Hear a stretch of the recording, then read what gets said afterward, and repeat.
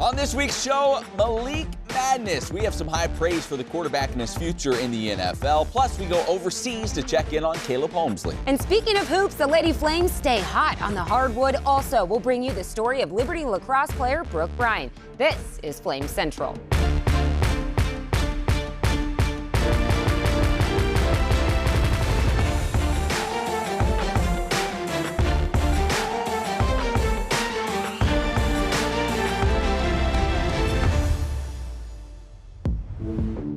The floor is Washington at 11. What in the world does that mean? You're about to find out as we highlight a potential upcoming first-rounder in the NFL draft. Speaking of first-rounders, he's Matt Warner. I'm Emily Austin. Welcome to Flame Central. And Matt, for some reason, we're starting off the show talking football in the middle of January. Yeah, but it makes sense because Malik Willis, right? All the hype surrounding this guy as we head towards the NFL draft. Willis, one of the top dual-threat quarterbacks in all the land the past 2 seasons for Liberty. And his talent goes far beyond the field, which is why he was recognized as one of the 3 finalists for the Bobby Bowden Trophy, an award that recognizes a college football player who epitomizes a student athlete of faith.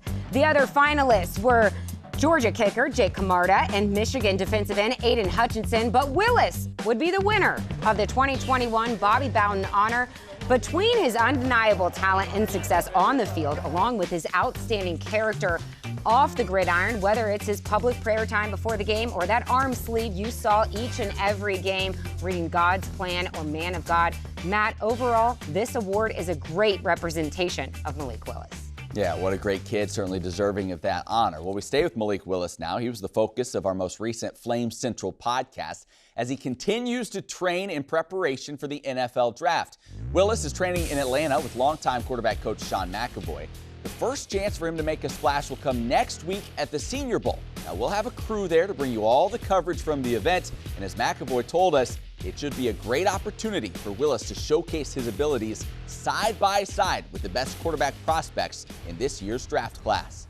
There's nothing quite like having one quarterback throw, say, a 7-step, come back to the sideline, right? Deep, 16 back to 14 from the opposite hash, and he put it on a line. So you got, say, Kenny Pickett does it, and then Malik does it right after. And there's no clearer comparison of, okay, who really has the arm strength, who really has the accuracy when you see those guys go right next to each other. So, like I said, we're preparing Malik to really look good in those moments. And, guys that have been around him and have watched him play, we're pretty excited about the prospect of that going really well. There's a lot of process to play out here, but don't be surprised, one, if he's the first quarterback off the board, and don't be surprised if he ends up in the top 10. McAvoy would go on to say, pick number 11 is the floor for Malik. That's right. To hear that entire conversation, check out the Flame Central podcast. We tape a new episode every Monday, so give it a listen. You can find it on iTunes, Spotify, most other places. Check out the Flame Central podcast today. Hey, one of those topics on the podcast is this gritty Lady Flames basketball team. Liberty hit the road to Central Arkansas for another conference matchup. And the big question going into this game was, how would the Lady Flames respond after a too-close-for-comfort victory over Jacksonville? Let's take it straight to the first quarter. It was Bridget Rettstadt who found the basket early and often. She gets the bucket and the foul here. Later in the first frame, Priscilla Smingy, she had a hot hand from three-point range. Buries one here and finished 3 of 4 from behind the arc. But don't forget about Maya Berkman. She led Liberty on a solid run in the third. And Matt, the Sugar Bears turned sour because they had no answer. Berkman finished with a game-high 19 points. Lady Flames take it 79-51. Hey, Brett McGibbon, when was the last time the Lady Flames were this good? The Lady Flames have had their best start to a season since 1997. And while it is easy to point to the talent on the court for their success, the secret ingredient is how close-knit this group is. We did a lot off court to help us before the season even started to just get our mind right, culturally, mentally, just communicating, building better relationships from the team. And then we're always together.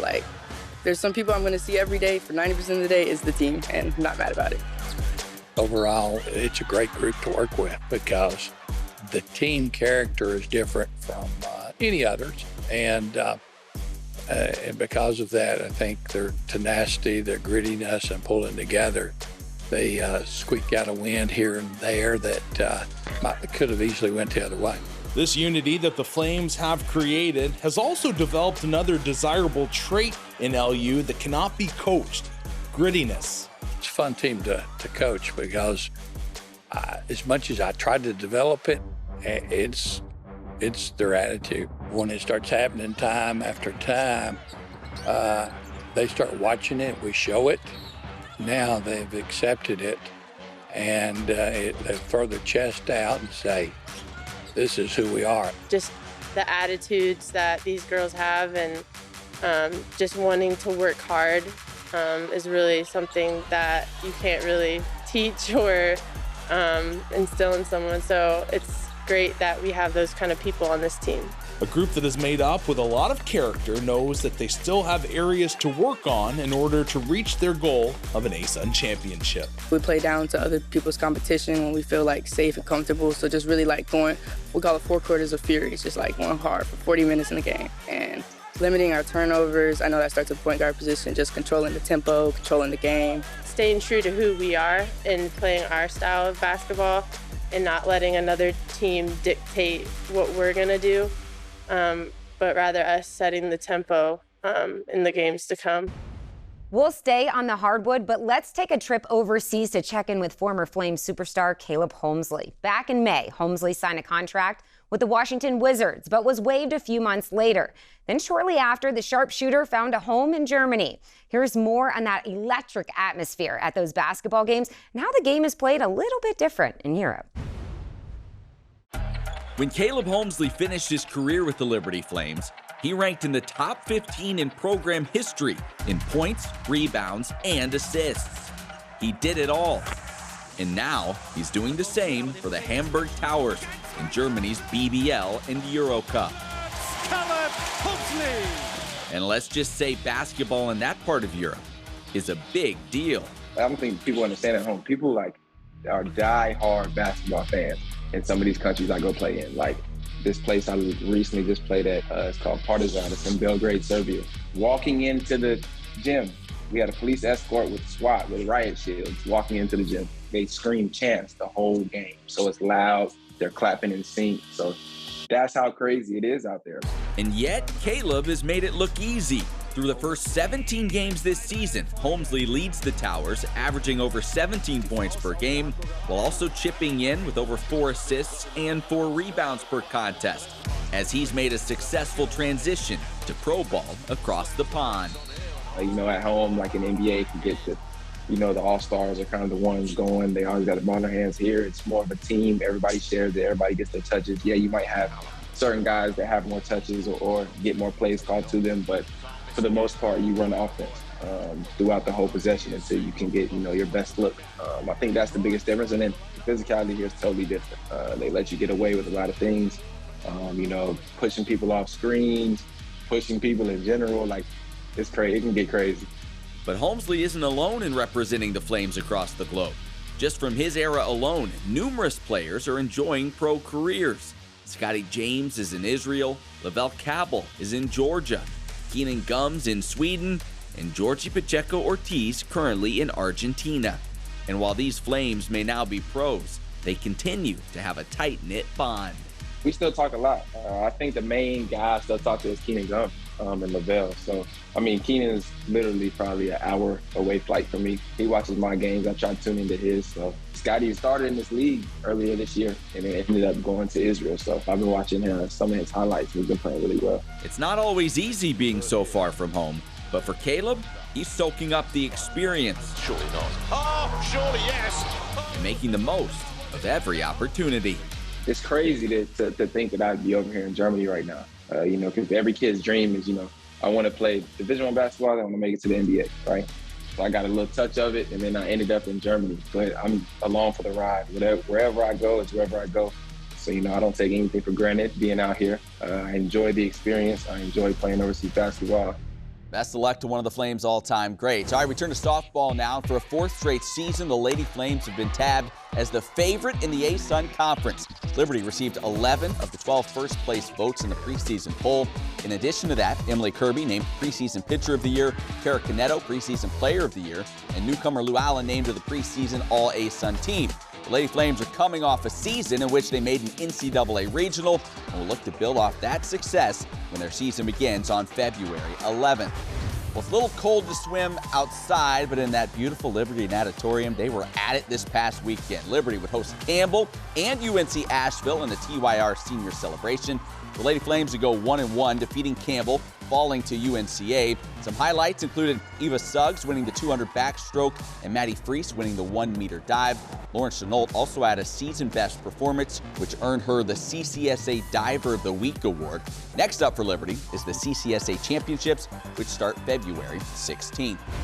Well, coming up, the story of the winding road that led Brooke Bryan back to Liberty Lacrosse. Plus, Rhett McGimmon joins us for Warm, Hot, and Fuego. Who makes this week's list? Stick around to find out. The Liberty University School of Music cordially invites you to Lynchburg, Virginia, to pursue graduate studies in a residential setting at one of the top 10 largest schools of music in the United States. Whether you recently completed your undergraduate degree or you're already a professional musician, our desire is to help you take the next step in your career. First, we've assembled a world-class faculty, experts in their respective fields, who are called to train musicians to be champions for Christ. Second, we've designed curricula in the areas of music education, performance, and worship, which build on your undergraduate studies and have real marketplace applications. Third, the residential element means we can connect with you personally, inside and outside the classroom. What I love about the residential experience is the close community of students as well as the personal investment of the faculty. The School of Music is not just a place where I've grown musically, but it's also a place that has impacted me as a whole person. As a graduate student, I was able to set down the pen and paper and conduct an entire symphony orchestra. Hearing the Liberty University Symphony Orchestra playing one of my original compositions as I was conducting was spectacular. Whether in an orchestral setting, chamber ensemble, or modern worship atmosphere, opportunities for performance and leadership development are available to our residential graduate students. We take the residential graduate experience seriously and pledge to pray and work alongside you as you pursue God's calling on your life.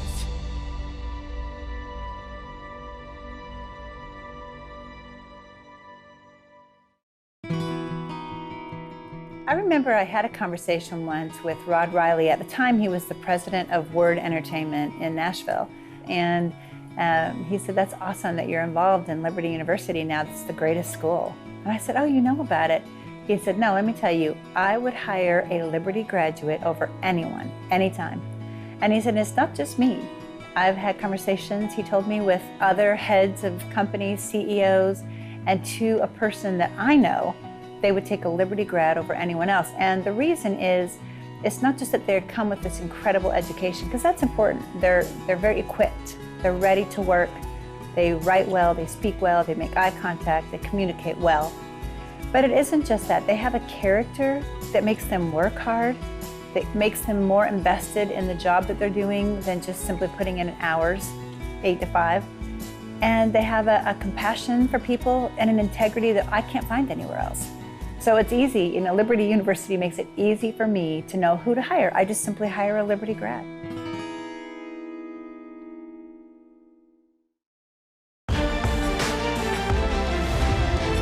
Welcome back to Flame Central. Lady Flame Brooke Bryan is a standout for Liberty Lacrosse. She's originally from California and has had quite the journey to and from and back to Liberty. Despite those struggles along her journey, she would find a place where she could go to listen to the Lord and his plan for her life, which would bring her right back here to the mountain. When was the last time you did anything that made you uncomfortable? Or better yet, when was the last time you did something for the first time? See, every significant event that happened in the Bible happened because someone was willing to say yes to God. They say that a mother knows best. And after Shalene Bryan spoke at Convocation in 2014, she knew her daughter Brooke belonged at Liberty. I was like, Mom, I'm not going to Virginia. I had never been over here to the East Coast.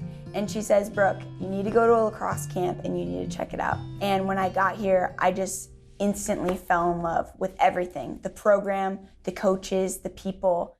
That experience would lead Brooke to move from the comforts of home on the West Coast to play lacrosse for the Flames. Coming from California, a brand new freshman, it was really hard.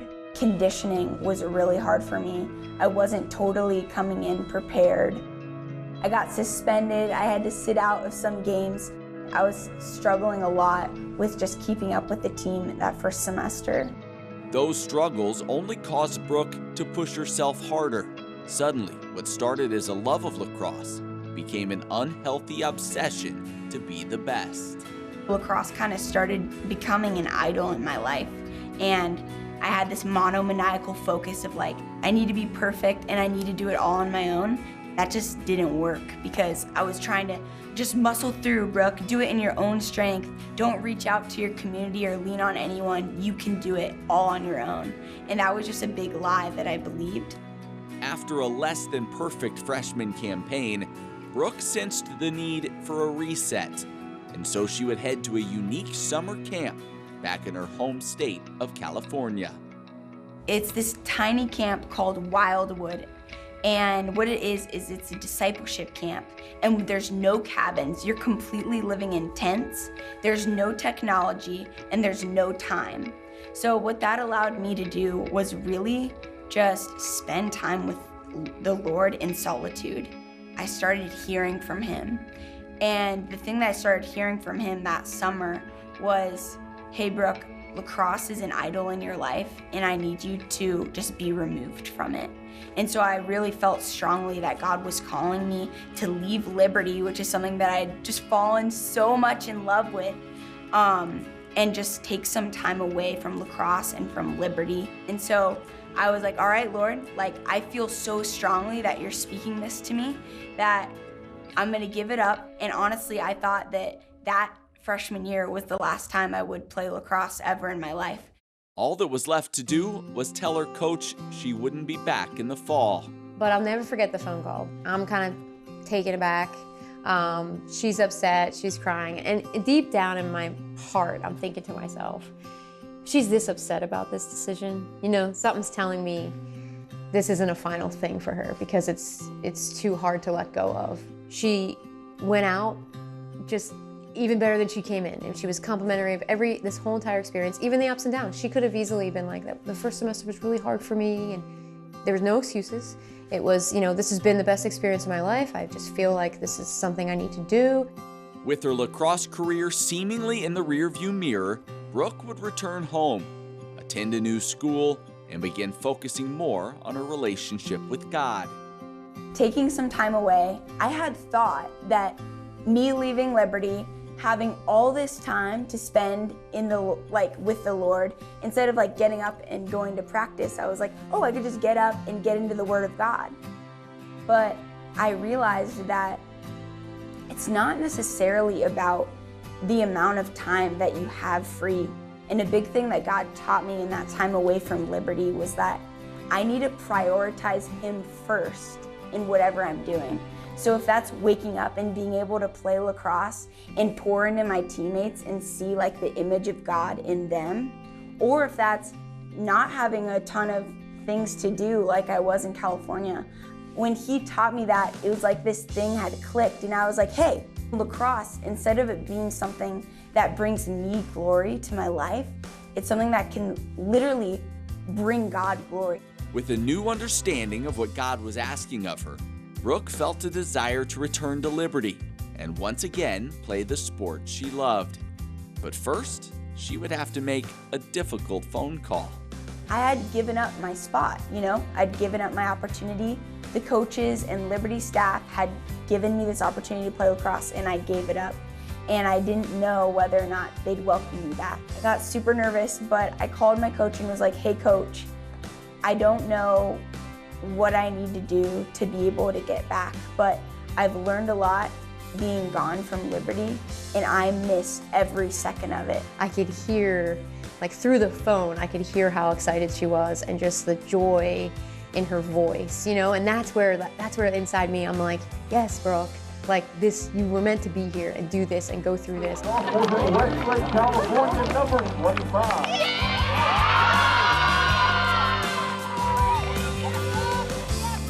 With a second chance and a new outlook, Brooke now understands her true role and how God can use her through a game she once left behind. Coming back, it's no longer about my individual performance, like how many goals I score, where I see my ministry of my life on my lacrosse team.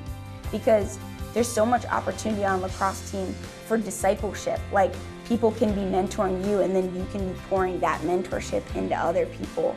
There's opportunity just to use your body as a temple for the Lord and worship Him through things like sprints or things like shooting the ball in the net, you know? And you can find the Lord in those small moments, and that's something that I never realized my freshman year. And not only that, but just building relationships that will last for this whole life that we have here on earth. Lacrosse is 4 years, but I really think that we're building relationships that will last our entire lifetime. Thanks to our Donald Scott for that piece. All right, time now for Warm, Hot, and Fuego. Top player moment from the past week in Liberty Athletics. Rhett McGibbon joins us as always. Rhett, do we have a theme this week? Yeah, it's National Have Fun at Work Day this week. Woo! Huh. Yeah, it's all, you know, it's...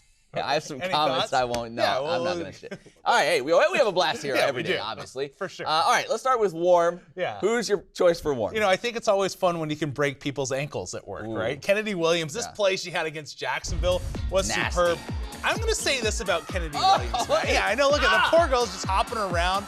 You know, I felt bad for that girl because they brought her back into the game later on. I wouldn't come back. I just keep moving, keep walking right to the locker room. She was hobbling the whole game. I just felt horrible for her. But that move right there, Kennedy Williams is one of the most exciting players, I would say, at the D1 level. Like some of the moves we've seen this year, she had one against Ohio early on. She's like a water bug. Like you just can't catch her. She's everywhere. A lot of fun to watch Kennedy this season. Tight handle, as the kids would say. 100%. Rhett. Yeah. All right, from Warm we go to Hot. Who's your choice? It's fun to score at work, right? Priscilla Smingy, this veteran senior that's come on to this group. Yeah, she, you know, not scoring early on in her career, has now kind of settled in, and she's been in double digits a lot lately against the Sugar Bears. She had 13, she had 15 against FGCU, 9 in this game against Jacksonville. She had some big baskets in that game as well. It's great to see her. She really loves the fact that she's at LU, and I think it dawned on her. I was talking to her like, yeah, I'm kind of getting into the waning stages of my collegiate career,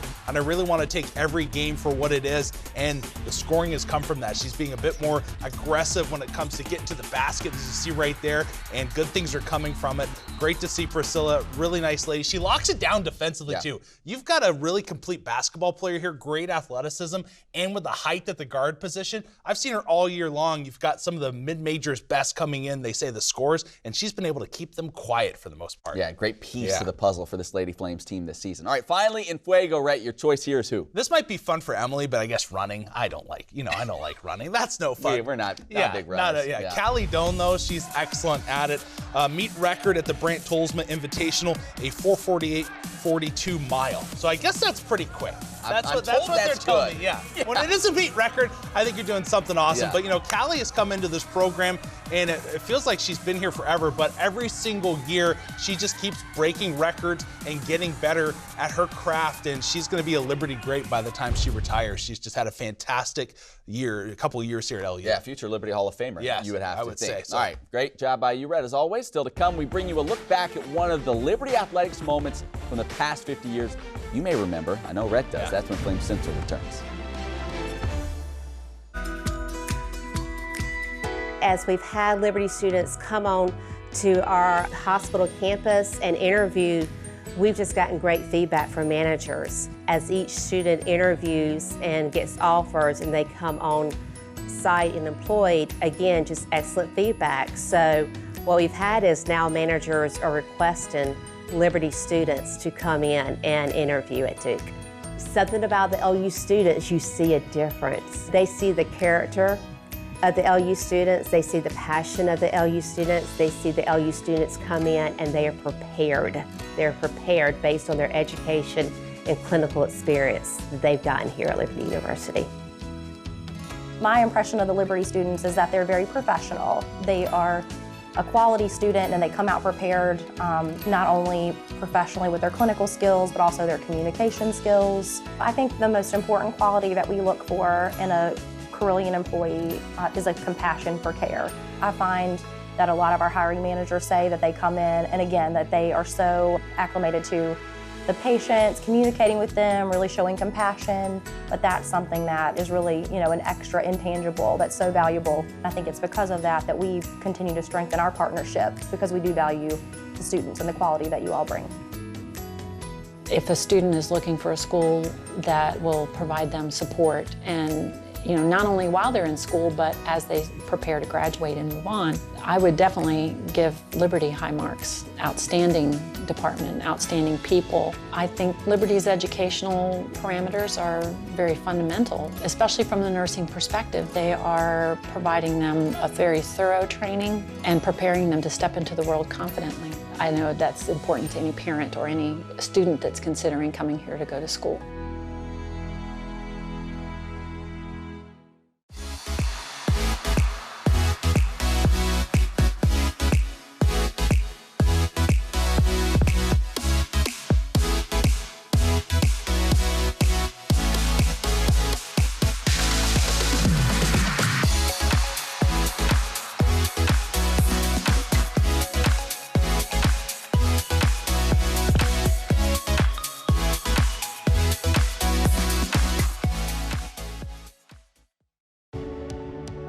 At Liberty University, making an impact for Christ doesn't wait until you graduate.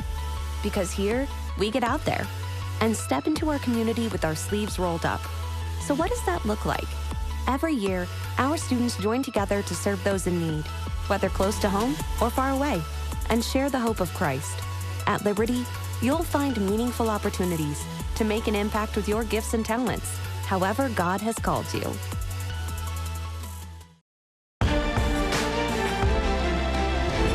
Hey, thanks for sticking around. As Liberty University continues to celebrate its 50th anniversary, we hold true to our promise of providing another top 50 moment in LU athletics history. That's right. This week, our highlight comes from women's basketball back in 2010, where Devin Brown would prove that waiting to the last second isn't always a bad thing. March 14th, 2010, women's basketball in another Big South championship game. This time, the opponent is Gardner-Webb. The Lady Flames would ride freshman Devin Brown's 24 points, but none bigger than her last two. With 10 seconds left and the score tied at 66, Brown would drive to the low block and sink the game winner off the glass with 4.2 seconds left. Gardner-Webb's last-ditch effort to tie would hit the front iron, igniting yet another celebration. This would be the Lady Flames' 13th championship in 14 years. Winning had become a habit that no one wanted to break. Yeah, number one! Man, gotta love that old school Sparky. If you love that, you'll love the Flame Central podcast. Check it out. Also, libertyflamecentral.com for any stories you might have missed. For Matt, I'm Emily. We'll see you back here next week.